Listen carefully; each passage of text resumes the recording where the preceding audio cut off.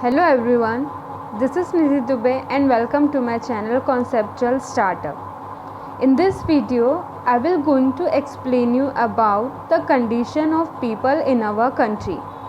Due to unemployment, people started to do work anywhere without their interest.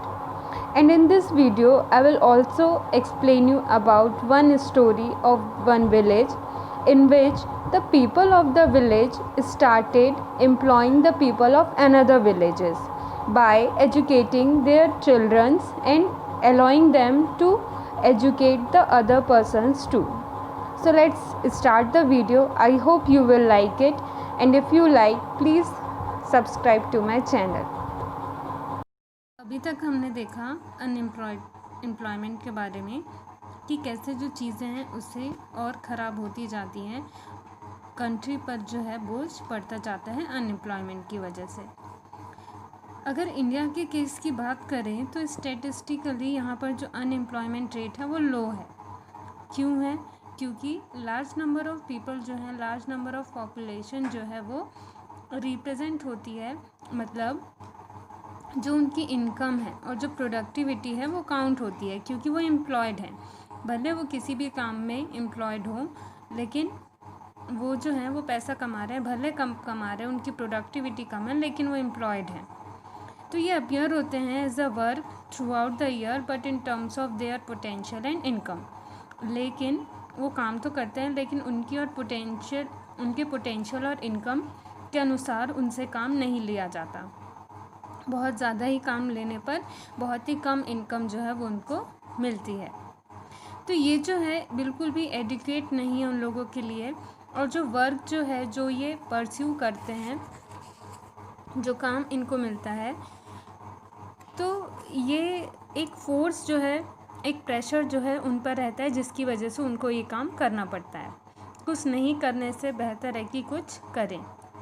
इसलिए जो है ये लोग उस सेक्टर में, किसी भी सेक्टर में काम ढूंढने चले जाते हैं।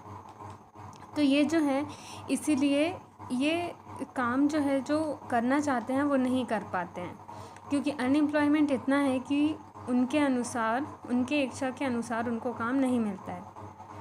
पुअर पीपल जो हैं वो बिल्कुल भी अफोर्ड नहीं कर सकते कि वो घर पर बैठे रहें, इसीलिए वो किसी भी काम में इंगेज हो जाते हैं, कोई भी एक्टिविटी जो है वो उसमें लग जाते हैं और अर्निंग पोटेंशियल जो है उसको बढ़ाने के लिए।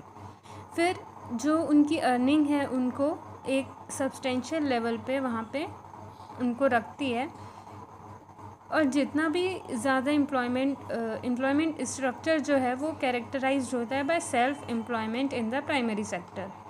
एग्रीकल्चर में अगर हम देखें तो वो लोग सेल्फ एम्प्लॉयड होते हैं, मतलब उनके ऊपर किसी का दबाव नहीं होता है, प्रेशर नहीं होता है।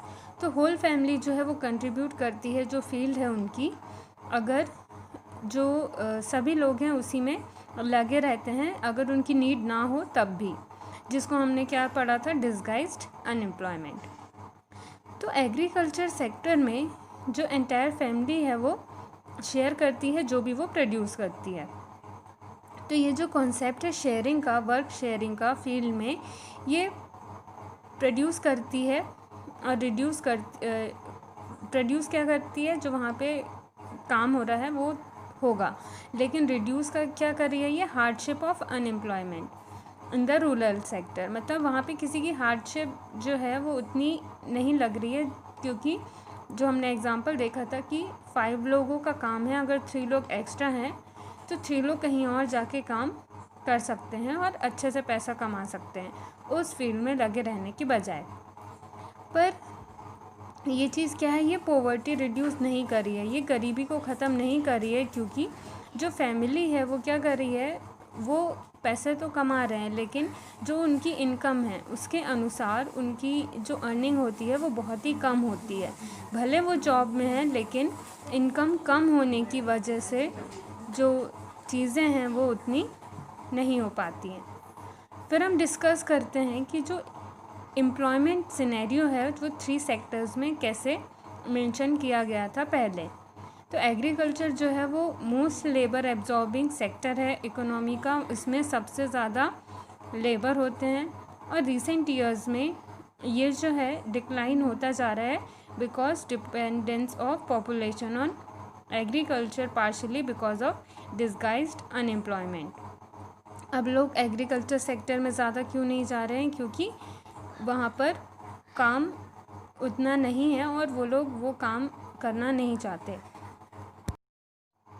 कुछ जो सरप्लस लेबर होते हैं एग्रीकल्चर में, सरप्लस लेबर मतलब जो अलग से वहाँ पे काम पे लगे हुए हैं, वो अदर सेकेंडरी लेबर्स में चले जाते हैं, अगर सेकेंडरी सेक्टर्स, टर्शरी सेक्टर्स इनमें चले जाते हैं। क्योंकि सेकेंडरी सेक्टर और जो स्मॉल स्केल मैन्युफैक्चरिंग है उसमें बहुत सारे उसमें जो उसकी कैरेक्टरिस्टिक है, वहाँ पर बहुत सारे लेबर जो हैं वो लगे रहते हैं। तो इन केस टर्शरी सेक्टर में क्या होता है कि न्यू सर्विसेज जो हैं वो अपीयर हो रही हैं, जैसे कि biotechnology, information technology and so on. तो यहाँ पे बहुत सारे लोगों की ज़रूरत है, बहुत सारे पढ़े लिखे लोगों की ज़रूरत है, एजुकेटेड लोगों की ज़रूरत है जिनके पास स्किल्स है और एबिलिटी है। तो अब हम रीड करते हैं एक स्टोरी जिसमें हमें बताया गया है कि how people could become an asset for the economy of a village, कि कैसे लोग जो हैं विलेज के वो एसेट की तरह काम आ सकते हैं, मतलब कुछ ऐसा काम वो कर सकते हैं जो दूसरों के लिए भी काम आए। तो ये एक स्टोरी है एक विलेज की, जिसमें जो विलेज है वो इनहेबिटेड है, बहुत सारी फैमिलीज़ यहाँ पे रहती हैं। हर एक जो फैमिली है वो प्रोड्यूस करती है, मतलब सबका एग्रीकल्चर का काम है और जो भी वो प्रोड्यूस करते हैं अपने ही मेंबर्स को, फैमिली मेंबर्स को फीड कराने में वो काफ़ी है। हर एक फैमिली जो है वो अपनी नीड को पूरा करती है by the members making their own clothes and teaching their own children, मतलब वो खुद ही अपने कपड़े जो हैं उसको सिलते हैं और अपने बच्चों को वो खुद ही पढ़ाते हैं। एक जो फैमिली है उसने डिसाइड किया कि वो अपने बेटे को कहाँ भेजेंगे, एग्रीकल्चर के कॉलेज में पढ़ने भेजेंगे। तो बॉय जो है उसने वहाँ पे एडमिशन लिया पास के एग्रीकल्चर के कॉलेज में, और कुछ टाइम बाद जो है वो क्वालिफाइड होके एक एग्रो इंजीनियरिंग उसने पास की। और जब वो विलेज वापस आया तो उसने एक क्रिएटिव आइडिया सोच के डिज़ाइन किया एक इम्प्रूव टाइप का जो प्लग होता है, ठीक है, जिससे कि एग्रीकल्चर के काम में जो आता है। तो इससे क्या इंक्रीज़ हुआ कि जो वीट की यील्ड है, मतलब वीट जो है वो और ज़्यादा प्रोड्यूस अच्छे से होने लगा।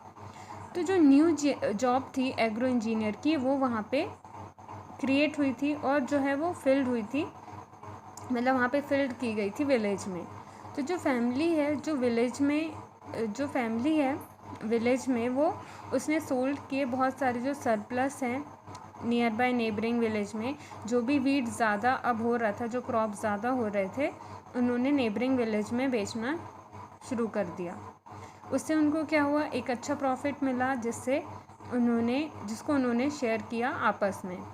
फिर इससे इंस्पायर्ड होके जो ये सक्सेस थी इन फैमिलीज़ की, कुछ टाइम बाद जो है एक मीटिंग रखी गई विलेज में।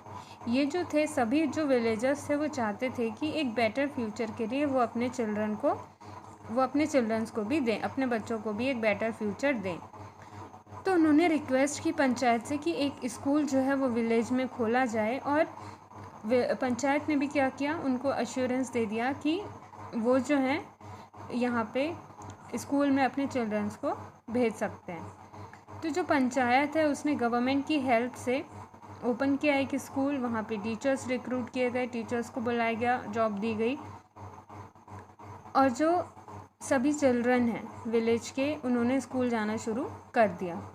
कुछ टाइम के बाद जो फैमिलीज़ हैं उन्होंने, एक जो फैमिली थी उसने ट्रेनिंग दी, उनके घर में जो उनकी डॉटर थी उसको ट्रेनिंग दी टेलरिंग की। तो उसने स्टार्ट किया क्लोथ स्टिच करना, कपड़े सिलना उसने स्टार्ट किया। और जो भी फैमिलीज़ थी विलेज की वो सभी क्या करते थे, उसी से ही कपड़े सिलवाते थे, क्योंकि वो बहुत अच्छी एक वेल टेलर्ड क्लोथ, मतलब वो एक बहुत ही अच्छी टेलर थी। तो अनदर न्यू जॉब जो है वो वहाँ पे मिल गई।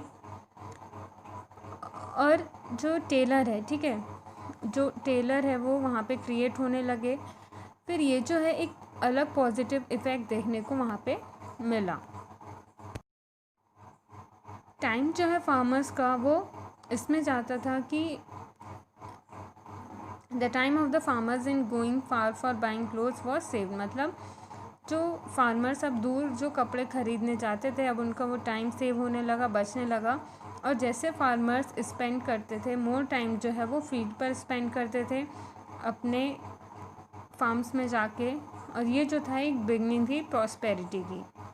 तो जो फार्मर्स हैं उनके पास अब वो सारी चीज़ें होने लगी जो वो कंज्यूम करते थे, और वो जो है एक now they could sell what they produce to others who came to their village markets. अब वो जो हैं वो चीज़ें सेल करते थे जो वो प्रोड्यूस करते थे उन लोगों को जो उनके विलेज मार्केट्स में आया करते थे। टाइम के बाद जो विलेज है वो एक जॉब अपॉर्चुनिटीज़ वहाँ पे लोगों को मिलने लगी शुरुआत में, और जैसे कि टीचर, टेलर, एग्रो इंजीनियर और बहुत सारी जो भी जॉब थी। इससे जो स्टोरी है ये पता चलता है कि जो rising level of human capital है, ठीक है, मतलब ह्यूमन एज अ रिसोर्स जो है, ह्यूमन जो कैपिटल है कि कैसे ह्यूमन जो है अपनी इकोनॉमी को बढ़ा सकता है खुद काम करके, खुद की एबिलिटी को बढ़ा के। तो ये यहाँ पे इनेबल हुआ, और ये जो प्लेस है rich with complex and modern economic activities, इसके द्वारा हम क्या कर सकते हैं कि ह्यूमन कैपिटल जो है इसको और ज़्यादा इवॉल्व कर सकते हैं और इनेबल कर सकते हैं।